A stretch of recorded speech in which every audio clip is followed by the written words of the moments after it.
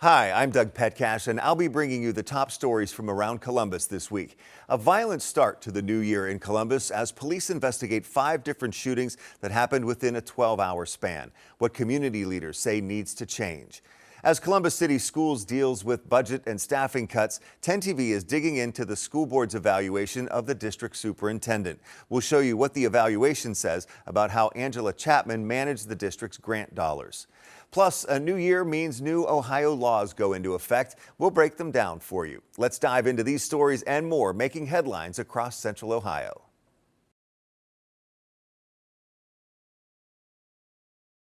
Five shootings, at least 8 injured, all spread across the city. And according to Columbus police, the victims of this overnight violence are all expected to survive. It's violence that comes on the heels of a milestone in the city. Earlier this week, anti-violence advocates celebrated the fact that Columbus ended the year with violent crime trending down. One advocate says today's news feels like a step in the wrong direction.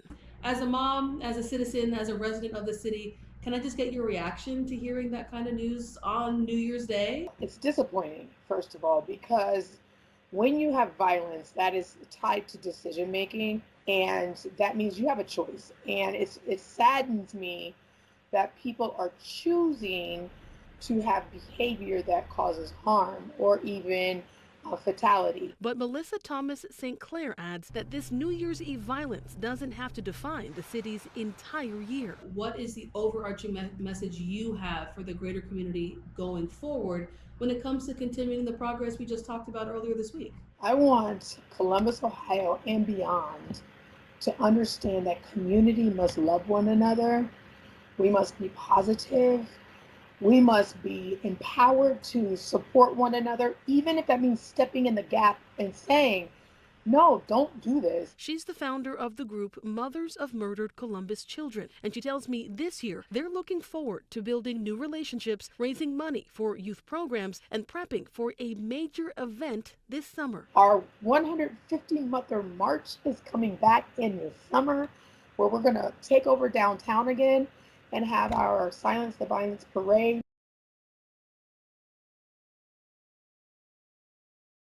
Columbus police are still keeping a watch on the house.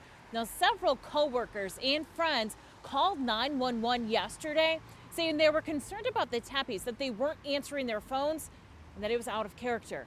This individual, Spencer, works with me, and he did not show up to work this morning, and we cannot get a hold of him or his family. A coworker at the dental clinic in Athens, where Dr. Spencer Tempe practices, called 911 concerned, asking if the family had been in a car accident or if something happened. We're very, very concerned because this is very out of character. And we can't get in touch with his wife, which is probably the more concerning thing. Columbus police checked out the Wyland Park home, but did not see anything. More coworkers called 911. We had a call out there. They knocked on the front door and back door multiple times, and there was no answer. Yeah, no answer. I can hear kids inside, and I swear I think I heard one yell, but we can't get in. At this point, I don't know if I need to break the door in or just get in the house or what. We haven't been able to get a hold of him for 3 hours. We are on site, and we can hear kids. That's when a friend got into the house and found Spencer's body. Columbus police say both Spencer and Monique had been shot and that no weapon was found at the scene and there was not forced entry. 2 children were found inside the house unharmed. Detectives are still going through a multitude of evidence, video footage, all that stuff. According to a Columbus police report, investigators found spent 9mm casings at the scene. And you see that with our detectives' solve rates. They don't stop until they have this solved. And so far, CPD hasn't announced any suspects. In Columbus, Lacey Crisp, 10 TV News. For Carla New, honoring her late grandmother Mary at the Evergreen Cemetery in Columbus has been a long time coming. My grandmother passed in November of 2010. It was not until last year, December of 2024, is when we were able to have the money to pay for the headstone. This is the mock-up for the headstone that Carla's mother paid for. She ordered it via phone, made the full deposit over the phone, and was told it would be 3 to 6 months. But by June, there was no grave marker and no answers. And that's when Carla said she got involved. She filed several complaints and then contacted 10 Investigates. We sat down with her in late November. Is the fix just a refund? Like, is that for your family a refund and you're good to go? Absolutely. Through our investigation, 10 Investigates found that 11 other families had complained to the Attorney General's office about this cemetery, and we were able to get in contact with one of them. In June of 2024, they paid almost $6,000 for a ledger to mark a loved one's grave, and as of November 2025, it still hadn't been delivered. After several calls and emails to Evergreen Cemetery, 10 Investigates went there to speak with the owner, Thor Triplett. We're just kind of at the mercy of our vendors and getting the material here. He told us those grave markers are often shipped in from different countries or states, and issues with shipping companies can impact when those stones are delivered. Are customers aware of that process when they buy these things from your monument company? We try to make them aware of it. We also learned that just days before our interview, the cemetery owner placed the headstone for Carla's grandmother, and he gave that second family a refund. So we asked him about it. They felt like they had not gotten any answers from you, and shortly after 10 TV reached out, that's when the headstone was placed. Can I ask you about the timing of both that headstone being placed and the refund being offered to Miss Mitchell, Renetta Mitchell? Well, it's not. It's an issue of the stones that are completed that get sent up here. So it just happened to work out that the headstone was ready around the time that we contacted you? It's not necessarily the instigation of you folks coming here. It's an issue of what's completed. Both families tell 10 Investigates they're grateful this saga is over, and they're calling on that cemetery owner to beef up his communication with customers. In Columbus, Rochelle Aline, 10 TV News.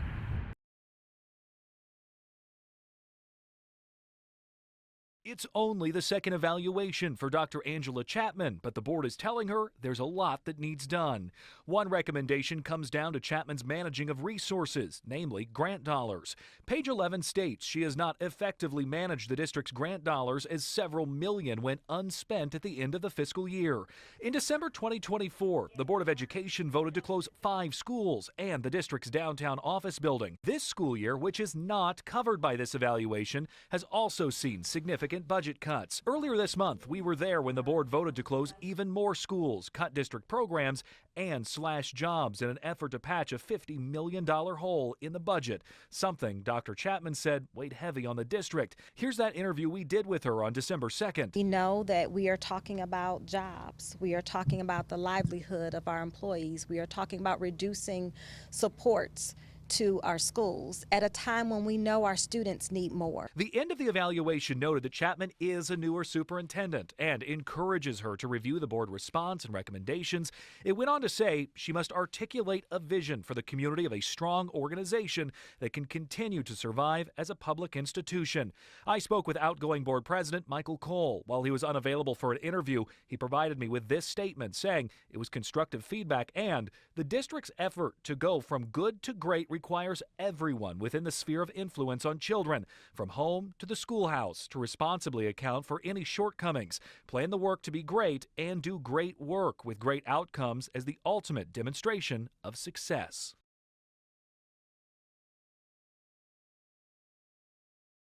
First off, not a new law, but a change is taking effect on this New Year's Day because of existing Ohio law. Many Ohio workers are getting a pay raise. The minimum wage for non-tipped workers is now $11 an hour. That's up 30 cents from last year and up 55 cents from what the minimum wage was in 2024. For tipped workers, it goes up 15 cents to $5.50 an hour. The state constitution mandates the minimum wage must go up by the rate of inflation each year. Starting this year, there will no longer be a 4-day grace period after Election Day for mail-in ballots to arrive at Board of Elections offices. Ballots now need to arrive by close of the polls on election night. The only exceptions are for military and overseas voters who will still have the 4-day grace period. Property tax relief is on the way. Governor Mike DeWine signed 5 property tax reform bills into law last month. Lawmakers expect the reforms to save taxpayers about $2 billion over the next 3 years. DeWine says the legislation brings significant relief for homeowners while protecting Ohio schools as well as fire and other local services. Governor DeWine also signed into law sweeping changes to Ohio's marijuana and intoxicating hemp regulations.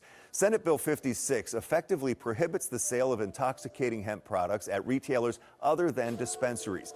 The legislation also prohibits people from buying marijuana in another state and bringing it to Ohio and limits home cultivation to 6 plants.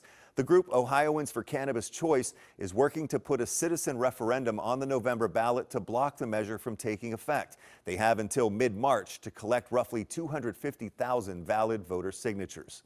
And finally, Avery's Law looks to curb dog attacks. It's named after a Reynoldsburg girl who was brutally mauled by 2 dogs last summer. Avery's Law will increase penalties for owners of dogs that attack. It also gives more power to dog wardens to enforce dangerous dog laws and requires dogs to be seized after an attack, with a judge deciding if they should undergo more training or be euthanized. All of the new laws I mentioned are set to go into effect in mid-March. That's 90 days after the governor signed them. Doug Petcash, 10 TV News. She's 3. She was very, very bright. She was a very, very sweet girl, and we really liked her. Tristan Price lived across from 41-year-old Sharon Sakulos for the past year and a half. Knew in our gut that she was not a good person, not a good parent. Neighbors tell me when Columbus police showed up last night, they had a bad feeling about what had happened. The cops come to us. We're like, hey, like, we can watch the baby, like, you know. If mom's going to jail, like, we've watched her before, we'll watch her again. He's like, the baby's gone to the hospital. He didn't specify that she was dead. He's like, I don't know if you guys believe in prayer, but definitely pray.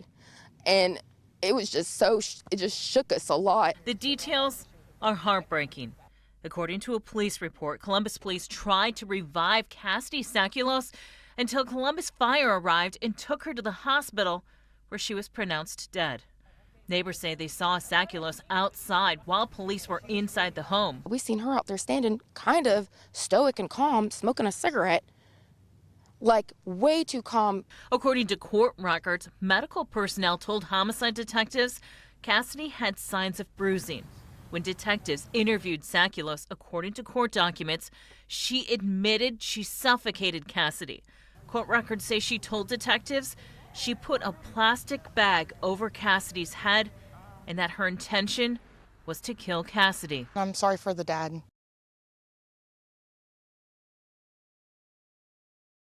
Pilot Canning here in Columbus produces all kinds of different beverages, including THC-infused drinks. They support the effort to stop Senate Bill 56 from becoming law and are watching all the developments closely. We make all sorts of canned beverages, from tea to soda to THC seltzers.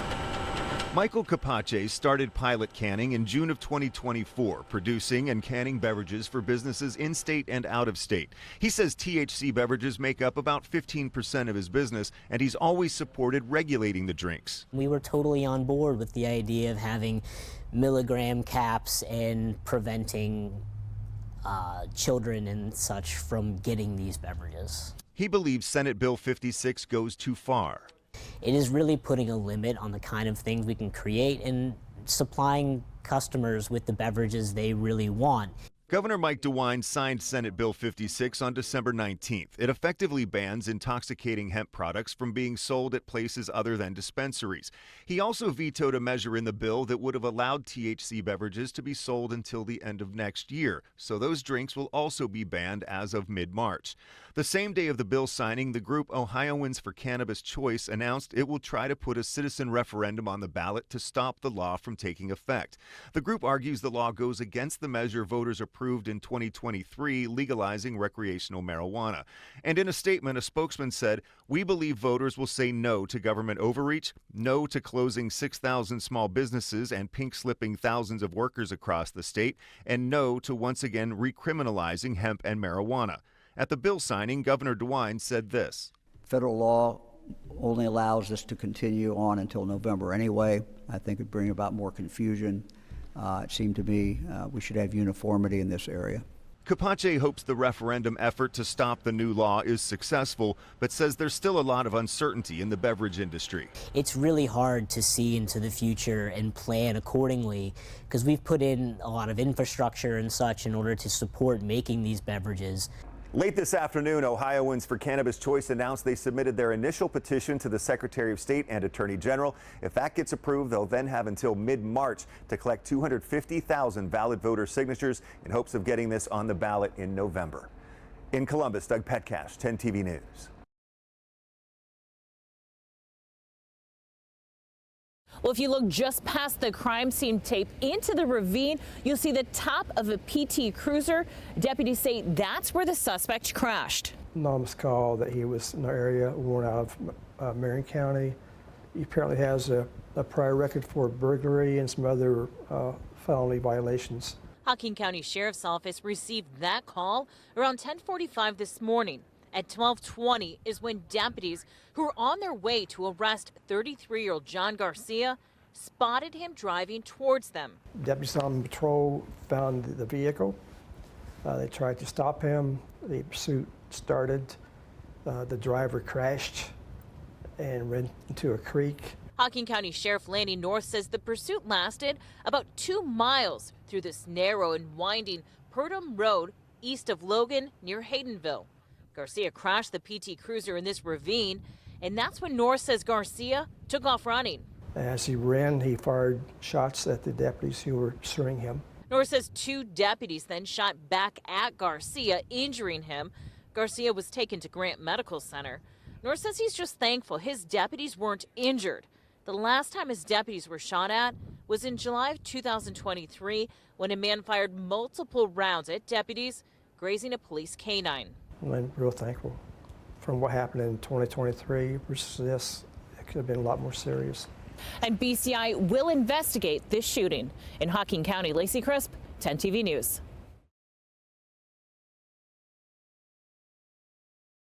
Something has to be done. I'm not too worried about the deer, but a lot of people are. There normally are 5 or 6 or 7 prowling up and down the street here. So you see them a lot? Oh, yeah. Yeah, they're out all the time. Jane Moore has lived in Worthington A good boy. for more than 30 years. It's been worse the last couple years than I've ever experienced before. They eat all the garden plants. Everybody's had to change their landscaping, so it's kind of a nuisance. Concerns like that led City Council to unanimously approve hiring federal sharpshooters. This would be both to directly reduce the numbers of deer in the city, but also to alter the behavior of deer, both in reintroducing a healthy fear of humans within the city. The permit for the operation begins New Year's Day and runs through February, though it could be extended. The city won't share specific dates for, quote, security and operational effectiveness, but says shootings will happen after dark, on select weeknights, and on pre-approved properties only. There's definitely large groups of them that are walking around. It's a little intimidating. One resident already challenging the program in court. Kevin Callanan sued the city after learning shootings could happen near his home. A Franklin County judge has granted a temporary restraining order within 1,000 feet of his house, and the city says it's preparing a legal response. In a statement, the city also points to surveys showing 73% of respondents support using firearms by trained experts. But some neighbors understand Callanan's concern. I'd probably be a little nervous too if that was going to happen on our property. So I can see where he's coming from, absolutely. Hattie Shanky, a mother of 3, says the operation makes me a little hesitant to think that there's going to be, people in backyards or, having guns and little kids around. I would hope that they've looked at all avenues and this is the best solution they've come up with. Jane Moore sharing skepticism it will bring lasting change. They have to try to do something. As many years as we've had this issue, I don't know that it will help because they'll come back.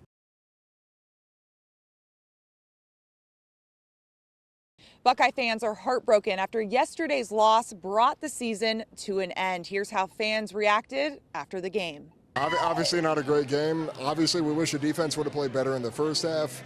Offense could have been better throughout the entire game. Defense, especially at the end, I feel like they could have had it, but they lost it towards the end. It's a tough one for our boys, but we'll get him next year. We're sad, but we come back every year, and I'm ready for the next year. Happy New Year. I think that our offensive line could have stepped up a little bit. We had a lot of pressure on our quarterback, and these things happen. Looked like they came out swinging a bit more than we were. Did the best we could. I mean, maybe Ryan Day shouldn't have done play calling. Could have done better in the first half, but I would still love the Buckeyes. I don't really have words. It's Ohio State, huge football school. Columbus is really Ohio State football.